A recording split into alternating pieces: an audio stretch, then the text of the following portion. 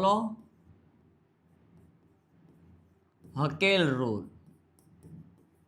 ये Hückel rule को follow करेगा और हकेल रूल क्या है हमारा 4n+2 इलेक्ट्रॉन सिस्टम, इसे कहेंगे हकेल रूल।